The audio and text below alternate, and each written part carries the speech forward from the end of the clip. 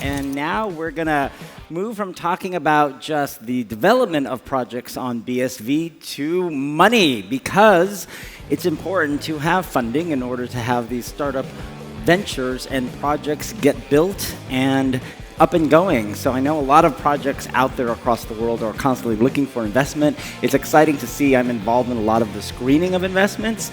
And what I will say before I introduce the panelists is that it is thrilling to know that there are more and more developments and projects and ventures wanting to build on BSV and looking for investment. So this panel is going to focus on investment in the BSV ecosystem and hopefully provide some advice to all of you looking out there to build projects. So to help me discuss this, I've got a great panel of 5 different investor representatives.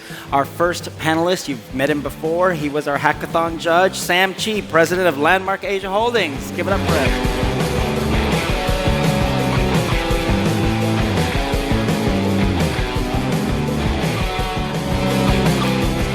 Second, he comes to us from Amsterdam. He's the general partner and founder of 2Hop Ventures, Jann Smitt.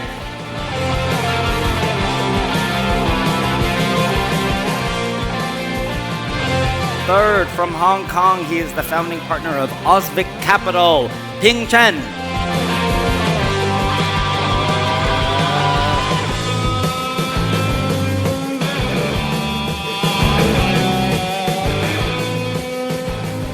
Also from Hong Kong, he's the co-chairman of Hong Kong's Blockchain Association, as well as a blockchain angel investor himself, Tong.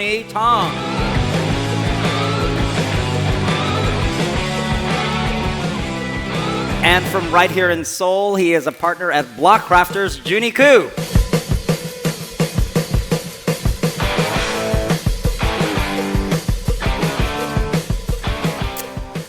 I want to begin by having each of you give a little bit of background about you and your firm or your individual role in investing, and in particular investing in blockchain and Bitcoin projects, so people have a sense of your perspective. Sam, tell us. Yeah, started with investing and producing movies back in 2003. So it's been 16, 17 years, so it kind of evolved around, and with blockchain coming on strong, especially in past few years, we wanted to create and incorporate, or trying to incorporate the next entertainment ideas and projects into the blockchain. This is what we're trying to do now. Got it. And have you actually made a number of investments in blockchain or Bitcoin-related ventures? Okay, with the blockchain, I like to focus on fundamentals and foundations. So with blockchain, I was fortunate enough to partner with our big brother, Alexander Shurgin, who spoke this morning. Russia, and we're doing mining there. We have a biggest mining facility in Russia, and we're doing with Alexander. And we went a little bit further. So before mining facility, mining machine was out there, so we are working with Samsung right now to create the next 7 nano chips. For the mining machines. I think some of your miners are here in the audience, right? Yeah. Shout out to them. You want to say hi? Yeah. Hello, all those miners. How are you? Great. Thanks for joining us. Okay, Jann, tell us about 2Hop Ventures, new venture capital fund, right? Yeah, thank you, Jimmy. We just became operational last month. 2Hop invests exclusively in this ecosystem, in the BSV ecosystem. We are a traditional fund in the sense that we only take fiat and we only invest in equity, so there's no crypto in the fund itself. But yeah, we have a team of 4, 3 of you, most of you know, and we are looking to find the best teams in this ecospace and invest in them. So, and then everybody who would like to have a stake in them should invest in our fund. Got it. So investing only in BSV? Only in BSV, yes. Okay, great. Great to hear. And now, Mr. Chen, Ping, could you tell us about Osvic Capital and your interest in investing in blockchain and Bitcoin? 谢谢，大家好。sorry， 我不会英文，讲中文了，不好意思。那个我呢是原来在中国大陆做实业的，2008年那个移民到香港。我在做实业的时候啊，我就进行了很多世界一流的这个大的基金投资，所以在这个投资界我有广泛的人脉。后来我就在香港就做投资，从事投资。现在我们基金主要是投资这个生物科技、AI，数字经济。我跟快哥也是好朋友，所以跟他更多的了解，就是我认为 BSV 才是未来，所以我们现在更多的在投资 BSV 的生态，在关注这个 BSV。谢谢大家。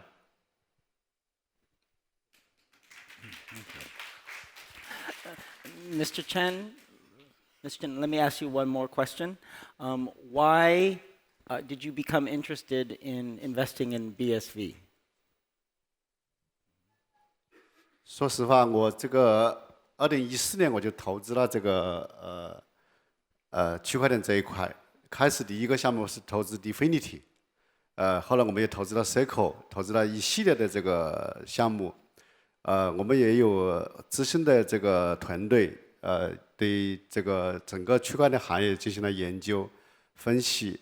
我认为，如果是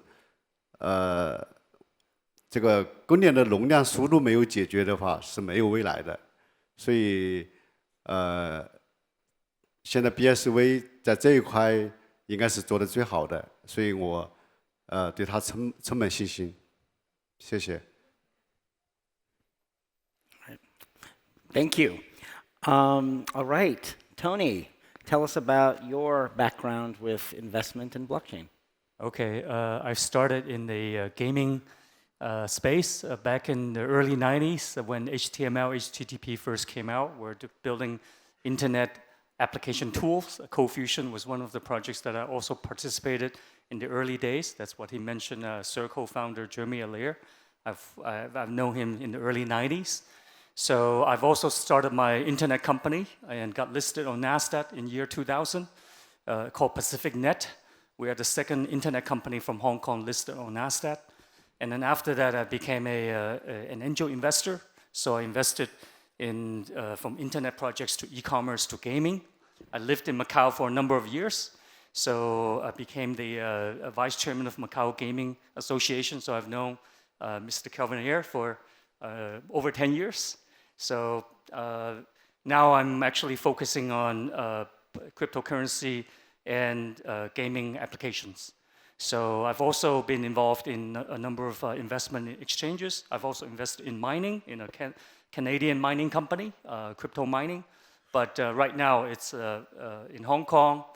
We have many crypto exchanges, and we're trying to become the first regulated, fully compliant crypto exchange called Global STOX. And then we are trying to roll out tokenization for real estate, for many securities. So that's my focus right now. Well, we definitely like globally compliant, don't we?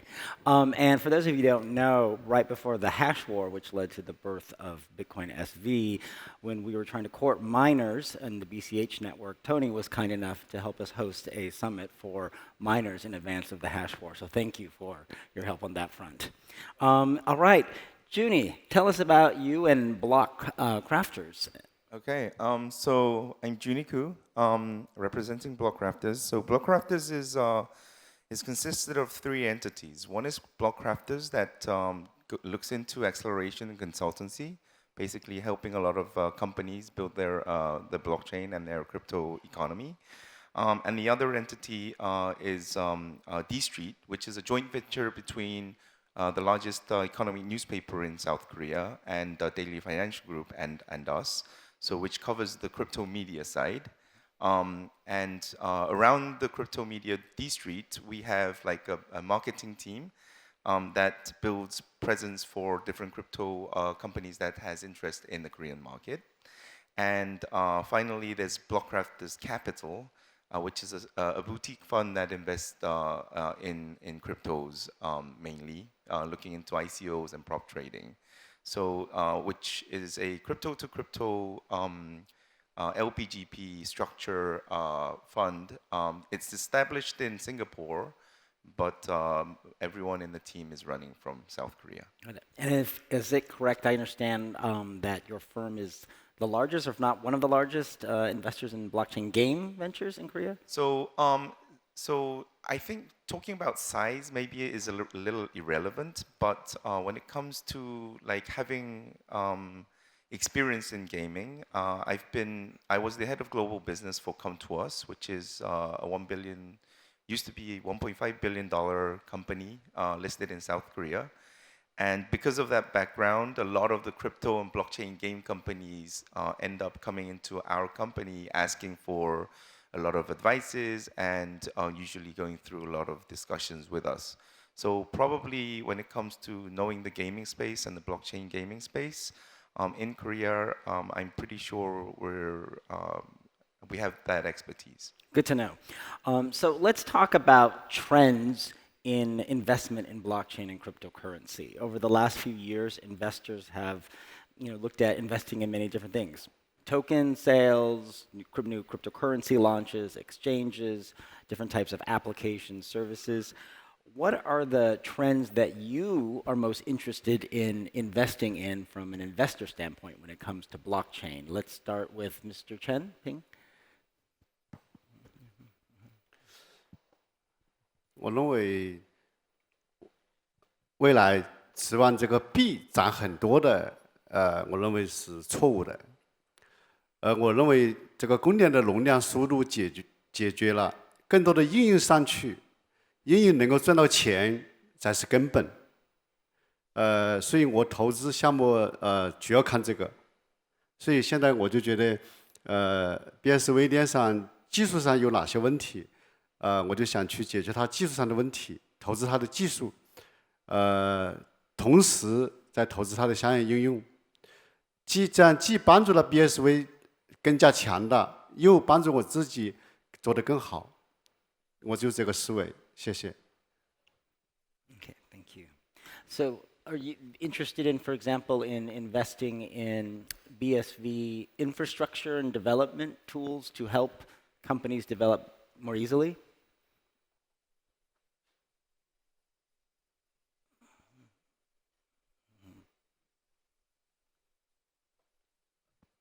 就是说实话，就是 BSV 今年7月份，就是说它的容量速度可以达到512 MB， 但是现在呢，就是又没有达到，就是现在只有256 MB。好，我问了他们为什么会这样，他们就说他现在数据不够。其实数据不够有很多办法，你比方说现在很多的原来很多的这个数据库可以慢慢建到这个 BSV 上来。如果建到 BSV 上来的话，你天天的数据就够了。而且你谁在建这个数据库过来的话，我就以后谁来看这个印这个，他就可以收钱。他这样就把这个数据也解决了，好反过来就不会让竞争对手说你这个链这个说好是512 MB， 最后又没有做到。所以我想呢，就是我原来投资过很多的项目，就是怎么说，今天说要分片，明天说要 POS 等等等等，说了一大堆，最后一个没实现，好我就没信心了。所以我相信 BSV 以后说到做到，就是说要么就不说出去，说到就做到。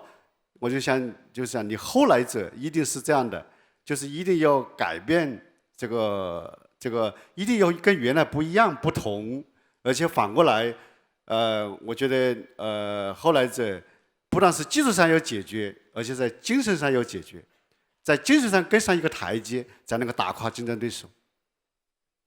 Okay, thank you, Sam. What are trends you're seeing, or that interest you in particular? Well, the things, the obvious trend is something that people can recognize. And then as an investor's point of view, I always try to ask them to look beyond what's there.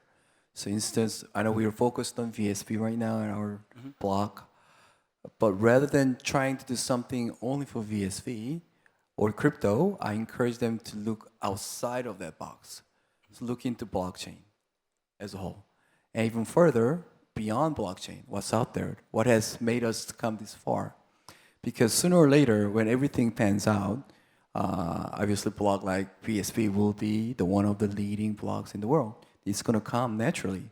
So rather than trying to force that into that kind of structure or scheme to make it happen, look at the big picture. And once you have that, your ideas and your technology, whatever, will eventually become or will be incorporated into the block that we are making right now. So I ask them to continue to do things just beyond what's out there in front of us. Tony, what about you? I think because I started as a developer and develop a lot of enterprise solutions, I think scalability is very important. I actually visited the CryptoKitty guys in Vancouver, and well, it's bogged down. So how can people, try to develop very reliable applications if that kind of things keep happening? So I think, and also I like development tools, because just like back in the early 90s, we were developing scripting language, CoFusion, to enable people to build web-based applications. I was involved in that phase. And now, yesterday I saw the S-script. I thought that's exactly what this market needs right now. It's a very easy tool, scripting tool for the beginners to write script easily and develop their contracts. And hopefully these smart contracts can run on a scalable infrastructure. So I think, and also another area, as I mentioned, is tokenization. I think that's far bigger than the cryptocurrency market, the tokenization of physical assets. So based in Hong Kong, we have a lot of investors who are interested in investing in traditional asset classes. So I'm looking for scalable tokenization tool that can satisfy all these. There's tons of hundreds of trillions of real estate assets, hotels, and securities, private equities that can be tokenized. And we're hoping to get the first licensed tokenization platform regulated by the Hong Kong SFC. So that's what we're doing. Great. Joony, what about you? Yes, actually, I kind of concur with what Sam said. So we look into new perspectives a lot. Like recently, I had a really good chat with one of our founder of one of our portfolio about like looking into the blockchain space in a different angle, because the whole mainnet war that's happening, or this, there's so many of them out there. But like if you look into it, the way it's kind of acting looks like the hardware business, like back in the internet days, right? Because like if you see like CryptoKitties comes out, they crush Ethereum, and everyone's talking about scalability. It's just like a new game comes out, and everyone needs a new PC because they can't run it on that PC anymore. So it's like, wow. So the behavior of mainnets and users' need for mainnets is kind of moving like a hardware. And so he was talking about how his tool could actually become, he's building a layer 2, could become something that liaises from one mainnet to the other, as you need more requirements based on speed and scalability of the mainnet. So that was one interesting perspective. But when it comes to games, it's the same thing, because everyone after CryptoKitties is talking about NFTs. It's pretty obvious that the more people are interested in NFTs, the Dapper Labs guys... Tell the audience what an NFT is. Huh? Tell the audience what an NFT is. So how many people here knows what an NFT is? Okay, got it. So it's a non-fungible token in games. For instance, if you're playing a game, in a traditional game, you'd probably pick up a sword. Let's say it's an RPG. Yeah. I'm picking up my sword. Yeah, like a sword within a game. But that game is essentially owned by the company.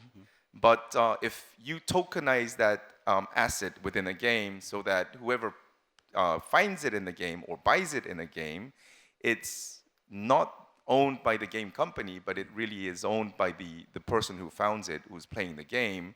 And because he has true ownership based on a non-fungible tokenized asset within the game, that player can buy and sell those items freely on a marketplace on utilizing a blockchain. So that's the basic concept of NFT in games. Because usually game terms of use restrict the ability of players, prevent players from buying, selling the virtual items that are owned by the game operator. Yes. Yeah. So that kind of decentralizes the game environment. But when Dapper Labs came out with CryptoKitties and their version or vision of selling their CryptoKitties in a form of a token, anyone who was building or interested in building a game on blockchain was interested in that. And that's become a big trend and a topic in games.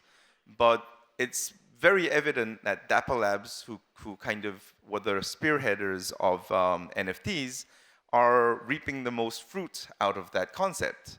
So instead of looking into what others are doing, there are so many areas where I think blockchain can be used in blockchain games. And another form, like I think this is what I concur with Sam, is like in the current blockchain space, everyone is talking about mass user adoption. Like if you look into the traditional gaming space, there's millions of users there. So why don't you build something on blockchain where the traditional game industry or the users there might actually find a need for? And I think if you can build something that like significantly improves the traditional game industry or their users or the makers of those games, then that will tap into the large pool of users that those industries have. So changing this perspective around, for me, is a lot more interesting, and I'm hoping to find a lot of projects that are looking in that angle. Right.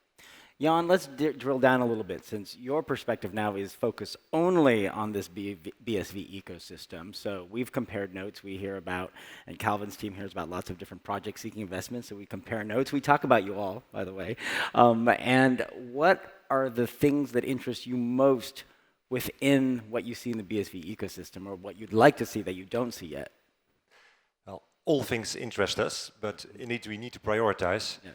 And you already mentioned in your previous question, for example, infrastructure. And I think that is indeed a key word for us at this stage.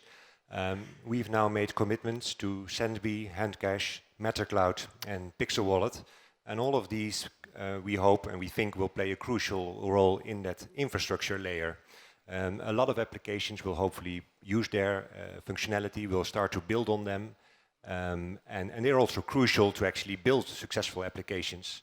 So this is for us now an extra interesting space. We've also invested in an application, Docs, but I think the majority is now of our focus on the infrastructure layer. What are things that you don't see yet coming into the BSV development ecosystem that you'd like to see and invest in? So, sorry, startups that are not there yet? Yeah, or types of projects or types of applications. Can you think of anything? Wow. That's a good question. I wouldn't know. I think platforms where you can easily build on. We've seen Script, we've seen Gear SV run on BSV. I think those we hear are crucial, and people make it much easier to build on them. We've seen identity solutions. We've seen obviously wallets and payment channels. So we're covering a good set of requirements at this stage. And all right, let's give the entrepreneurs in the room some advice about pitching, because I've heard many, many venture pitches over the years, and some of you participated in our first ever BSV Venture Pitch Day the other day. So tell us, I'm going to go across each of you and have you tell the audience, what are things you like to hear in pitches, and what are things that entrepreneurs do wrong? So if you could give us an example of something that you want, and then something that you see often they do wrong, that would be good. Joony, let's start with you. I think the most common mistakes that the projects that pitch to us make is they get kind of disappointed too early. Yes. So because like our team that does the due diligence give a lot of harsh feedback to projects, but we do that for a reason. So of course there are some projects that we don't want to see ever again, but Like a Do you lot. tell them that? No, I we never don't want to tell see them you that. again. We never tell them Okay. that, of course. But we don't even tell the projects that we really like that we like them or we don't like certain parts of the things. We just try to provide as much as many feedback as possible, and they can be harsh, and it's usually critical. What we expect from that is, at least from the projects that we kind of thought were okay, to keep on coming back with answers regarding those questions.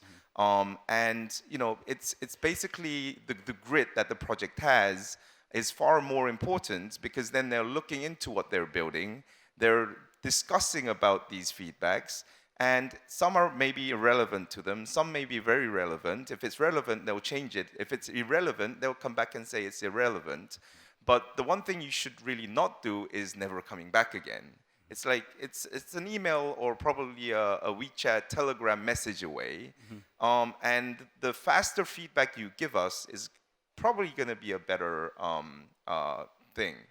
And I think that's the biggest mistake. Like, everyone should at least show a lot of grit, because like that's what this industry is lacking a lot, right? Yeah. Tony, what about you? Well, I think in my own experience, first focus on the product, make the product a good product, and then focus on marketing, and then try to work on funding. And basic MBA, analysis, unique selling proposition, what's the pain point in the market? Don't go to where the market is already full of giants and say that you're going to build better than Google or something like that, but find a niche that the market has not addressed, and then have a simple, SWOT analysis, strengths, your weaknesses, opportunities, and then get a good team.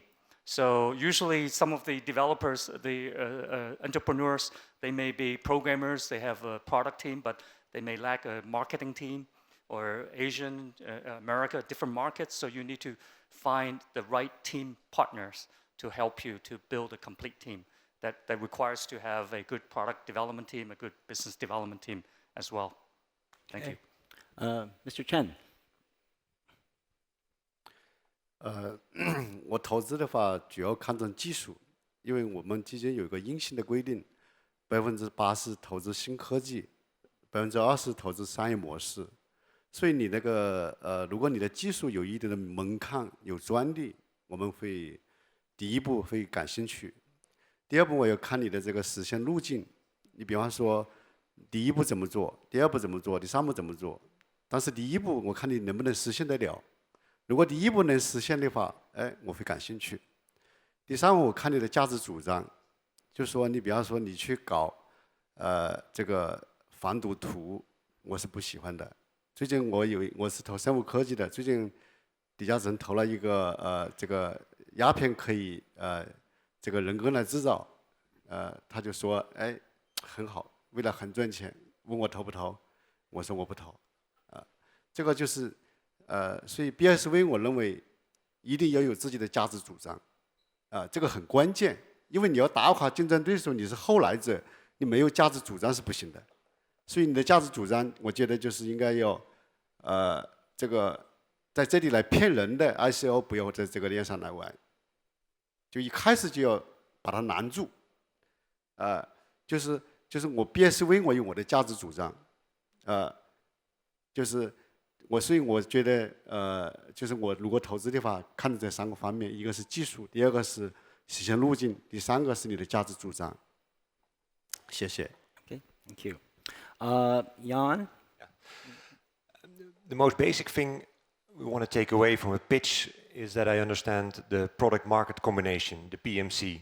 And I emphasize the word combination. Usually the presentation on the product is reasonable. We get to understand the product, and from that we can try and understand if the technology, especially the BSV tech, is sufficient to actually fulfill that. But usually on the market side, that needs more explanation. So exactly which customers are you addressing? What segments do you see? Why have you chosen this segment? Who are the competitors in that segment? And why is your product better than what exists there? Because then we can start to make an evaluation if that is actually feasible and if that'll work. So the PMC, that's the key word for us. Okay. Sam? Yeah. Just looking at things, sometimes you come to products technology, movies, or script that has a wow factor. This is it. Harvard wants you, MIT wants you, Cambridge wants you, you have that. But that's very rare, right? As a venture firms coming up. And I really concur with what Tony said earlier about trying to find a niche because we're not going to be able to compete with Google or Facebook and others. But another thing I'm very, very keen on when I look at the pitch or the ventures trying to look for investments, couple of things. One, willing to share what Tony said earlier about trying to find the partners, right partners to work with you, because you just cannot do everything by yourself. And then one of the things that I see, it's difficult to value a firm in such an early stage. But when I see numbers like, for $200,000, I'm willing to share 10%, 20%. The thing I'm trying to get at, we look at things beyond the product itself most of the time. I think all of us do in many ways. That we look at what they're thinking. Okay, how passionate are they? How dedicated are they? I know sometimes the need forces you to work on other stuff, but at least have dedication that you are really into this product that you're selling. Sell us what you believe in. Okay, if you're halfway there, for us, it's not always halfway there. Okay, you got to be there 100%.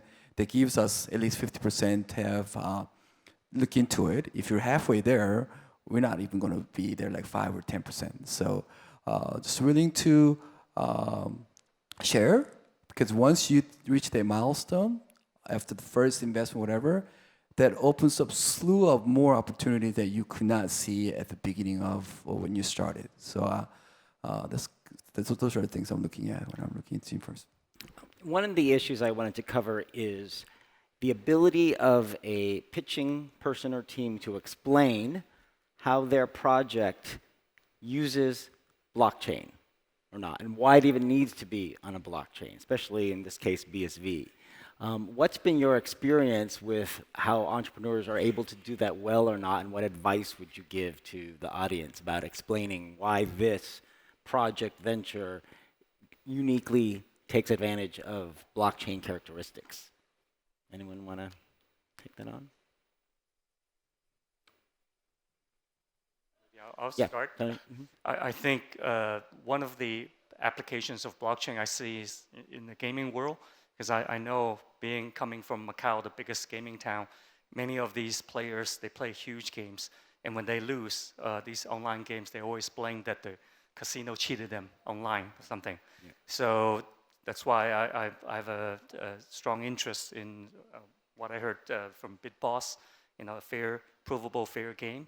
So I'm interested in this kind of blockchain solutions. Because that's a unique, attribute of blockchain that I think they explain well, right? Anyone else care to comment on that? Because one of the things I sometimes see is that people don't do that well enough. They do not explain well enough how their project needs to even be on a blockchain. I think there are a couple of things which you can do validly better on a blockchain, especially on the BSV blockchain.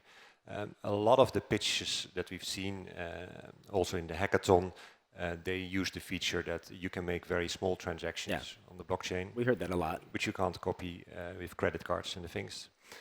Other things is storing significant amounts of data on the blockchain and having a record that was the original copy.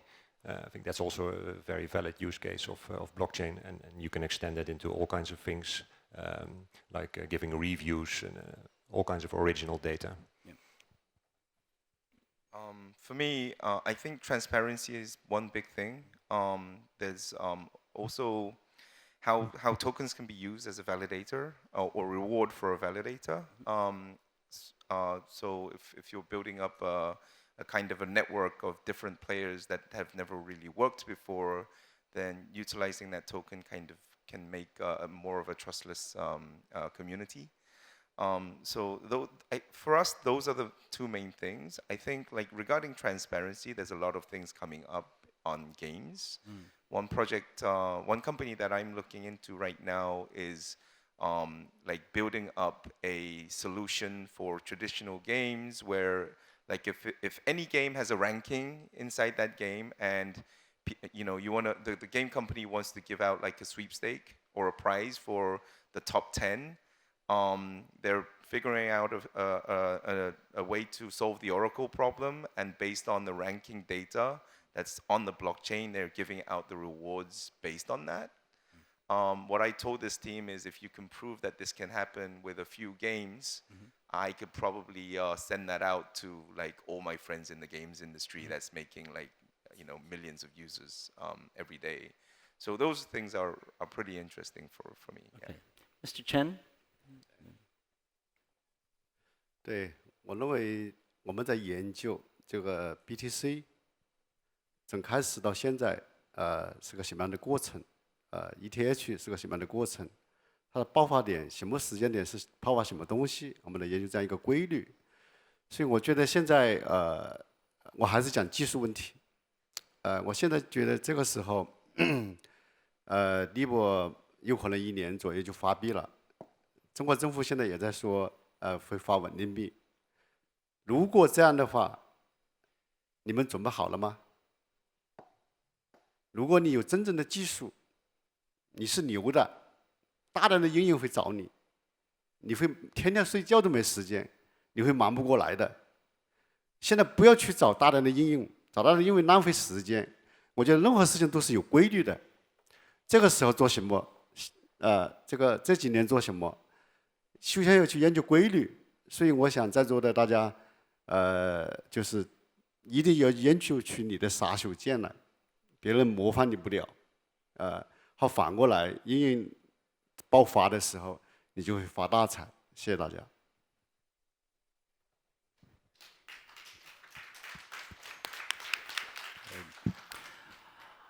Let's talk about the all-important pitch deck or pitch written material that you get sent, right? It's usually the first thing you get from an entrepreneur other than perhaps meeting them.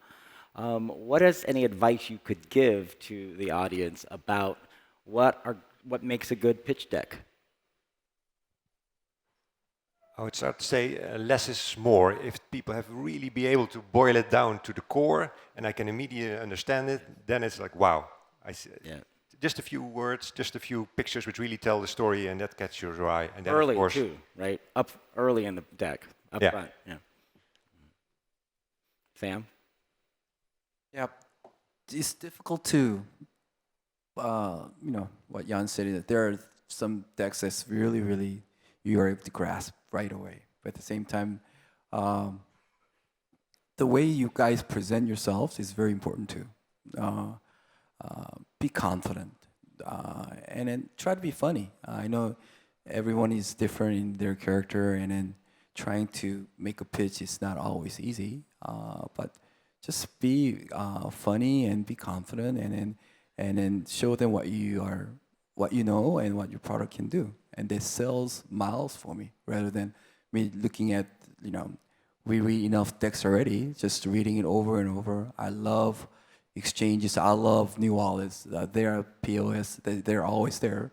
But when I look at them over and over again, it's like reading same thing over and over again. So to me, make a deck short and simple, and then like Jann says, it speaks volumes. But at the same time, when you guys have opportunity to really go out there and present yourselves, be confident, and make sure that you know what you're saying.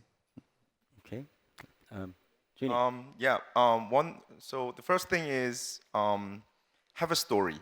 So it's a story, and usually a good story like begins with some impact, because like if you pick up a book, if the first 50 page is not interesting enough, they won't listen, you know, read the whole thing. So come with a story, and always have something impactful in the beginning is helpful. And the reason why I say story is, like, if you have a lot of impact in the beginning and the rest doesn't kind of follow up with it, then usually the investors get bored. And I also say that it's in a way like you're on a blind date. So I think like being funny and like being yourself, being confident kind of fits into that, because if you're rigid, if you're like, blinking all the time, or if you have something that is not attractive to the other person, they won't really go through the whole story that you want to sell. So I think it's really about the attitude that you should have as much as the story that you have to tell. Tony? To follow up on the story, I think make sure your story is also unique. You have a unique selling proposition, a unique value proposition. And a good story should start with a problem. What's the solution? What's the problem? Problem identification. So what are the competition doing? Are there available solutions out there? Why are you unique? That's what I'm looking at. Thank you. Mr. Chen, do you want to say anything on that point? 对，我认为新加坡这位朋友刚才讲得很好，他讲到热情很重要。所以你看，凯文这么大年纪了，一整天都参加我们这个会议，而且这么大年纪了还在努力的学习，也是热情。所以在座的大家，我觉得有了热情，这是前提。第二个我就觉得一定不能够什么都想做。我凡是见到这个项目方跟我说，我可以做这个，可以做这个，可以做这个，我掉头就走了。我觉得你把一点做得最强、做得最好的时候，才是你付开支的时候，才是你这个去兼并啊、去收购的时候。等于你比方腾讯，他怎么想到他今天会做银行、做支付，什么都做。他是把社交做的 No.1， 他再去做这些事情。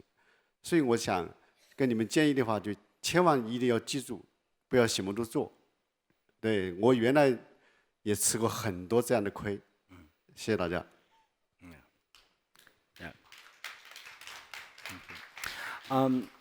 My last question is an important one, I think, especially for the BSV community.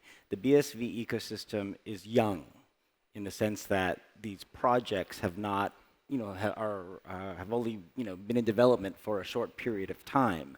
And so one question I often face when I look at opportunities is it too soon for this project or company to be seeking investment?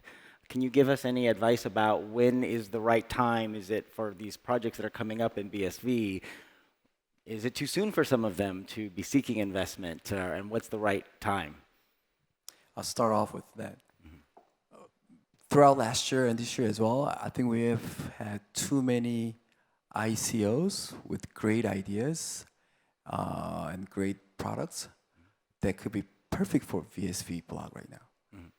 But it was too fast for them. They already got into this ICO wave and they bid on it, right? So those wonderful products out there could be wonderfully incorporated into BSV blog.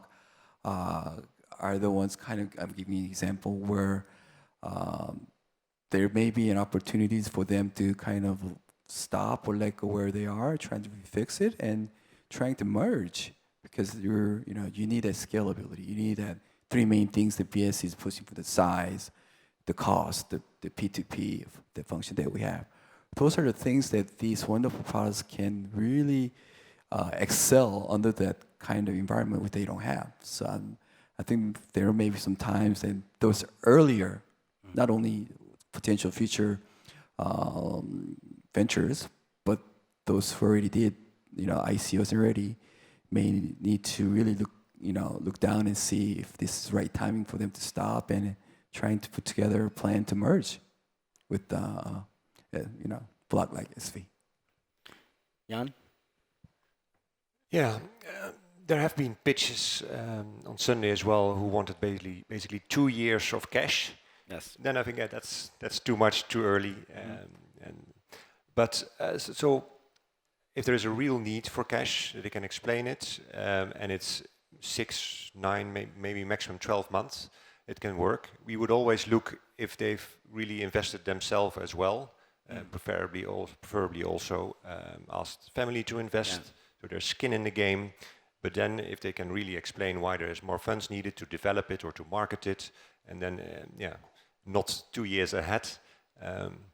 Do you like to generally see a minimum viable product, an MVP, before you're willing to invest? Yes, for the bigger amounts, absolutely. But sometimes also 10, 20,000 is needed to make a minimum viable product, and it could be interesting for us to invest that. Got it. Okay. Anyone else care to comment on when is too soon or the right time to seek investment? So maybe about the Korean market, because when I was recommended to speak on the panel, I've looked into a lot of articles on the internet. I've been asking a lot of friends in the crypto scene in Korea about BSV. I think in Korea it's not as well known. There's a few articles, but that's really around like Craig. No, really? Yes. well, you know which articles I'm talking about. And I thought that was really interesting because it is, in the top 10, and nobody has been really looking into it, and this is like crypto funds. Yes. I think right now it's a lot more Ethereum centric in this country, but like for me, when there's an elephant in the room and nobody's really looking into it, then I think that's an opportunity. So I have our research team looking into it. Our asset management team is now looking into it, and so I'm still waiting to get some results from them. But whether it's being too early or not, I think it's like for anyone who's building on any blockchain, it's like build the product up. You don't, just like Jann said, you don't need a lot of money for that. And build it up, and as you go along, if it's an additional token model on top of BSV, it's like with a few products, with a lot of tweaks, like if you've experimented that a lot and you have a lot to explain about to the crypto funds, that's the right time. That's what I think. And I don't think that should be related to how BSV is seen in certain areas, or whether it's too early or too late, because if it's a good product, it can go on other mainnets as well. So it's like choosing the right blockchain to build things on can come secondary. But at the same time, if you're building the product up and if it takes off, and it happens to be that you've been building on BSV and BSV takes off, you'll be ahead of a lot of the other competitors who've been building on something that probably will not. So yeah. Okay, Tony. Identifying the niche and build a product, but quickly get to work with the traditional industry. I think there are so many business applications, industry applications, work with the traditional guys and make them adopt your technology. I think that's adoption is the key. If you can do it fast enough, then you'll be ahead of the game before all the giants coming in. Okay, and final comment from Mr. Chen. When do you think it's too early or late for application? 说实话，我比较喜欢这个 BSV， 所以我肯定会多讲几句，大家耐心听一下啊。第一个我想讲的就是，Libor 就马上会出来 ，BSV 在1年之内如果能够成功的话，就会很容易。如果1年以后跟Libor 一起去竞争的话，就会难10倍、难100倍。所以这1年对 BSV 很重要，这是我的第一个建议。这个我相信 BSV 高层也会很重视这个事情，怎么样去在这1年之内能够脱颖而出，能够就以后跟Libor去竞争，我有一定的优势。第二个就是大家都知道，容量速度解决了。就能够很好的交易吗？就我认为，还有很多问题要解决。你比方说，现在互联网上面的隐私问题，访问的这个成绩问题，等等一系列的问题，包括这个失恋怎么跟你的数据和供链去结合，去用得更好，既能保护你的隐私，又能够数据可以共享，这样才是一个价值互联网，是吧？所以现在就是容量输入解决了一系列问题还没有解决，交易起来也会看互联网的，也会让互联网的企业来看我们的笑话的。所以我觉得，第二个，我希望 BSV 尽快静下心来做这些事情，把这些事情做好。第三个，我希望这个 BSV 要去建立这个国际标准。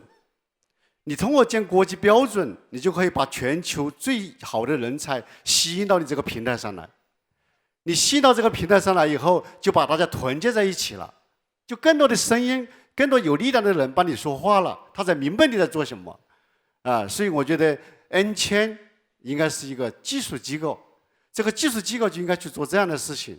帮助这个 BSV 这个生态这些人，你看在座的这些人全是你的粉丝，把自己的钱省吃俭用来做你这里做事情。好，你们懂的，你应该更多去帮助他们，让他们成长，让他们成功，让他们发大财。他们发了大财了，大家都来了；他们没有发大财，大家都不来了。所以我想讲就是第三个要建立标准，第四个我觉得。就是 N 签一定要注意一个原则性的问题，就是说，因为我去年我就跟快哥讲到这样一个问题，我就说哪些东西应该是你 N 签必须要做的。你比方说，你讲的原网，你讲的这个智能合约等等，很多你 N 签你要把它去做好，不能够说这个链。这个来做，我要去发币；这个来做，我要去收费。那你这个店谁来跟你玩？谁都不跟你玩了，因为你这个店层层门槛，层层人来剥皮，那谁跟你玩呢？对不对？所以我就觉得一定不能够向别的店学习，你要有你一套完整的打法，你要有一个不同的打法，就是好反过来商业应用。我 N 签了，我给你服务，我可不可以在你这里股份呢？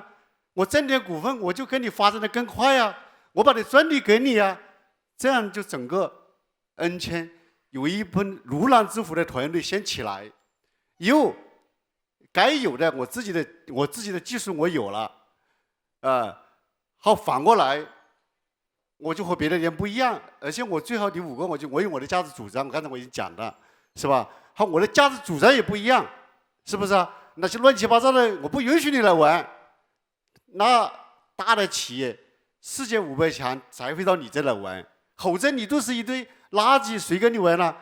再一个，我觉得现在第6个，不要去找什么大企业合作，大企业不可能跟你合作。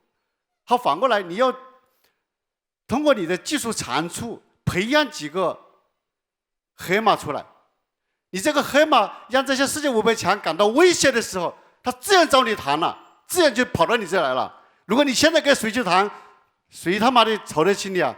要么就来买你，把你买了；要么他把你学了，他自己去拷贝了。所以我觉得这些问题一定要想明白、想清楚，否则的话，这个 N 签就很难成功。如果是这样的话，我相信N 签会更加成功。我希望 N 签成功。我介绍了我很多很有实力的4、5千亿的老板在这里买了不小的币，谢谢大家。Thank you. Thank you all for your feedback and input, and also your support of BSV, and for Joony for taking time to learn more about BSV. We hope you'll talk to more of the people in the audience and learn some more. Let's give a big round of applause to all of our panelists, and I'm sure you'll all be interested in talking to them. Thank you.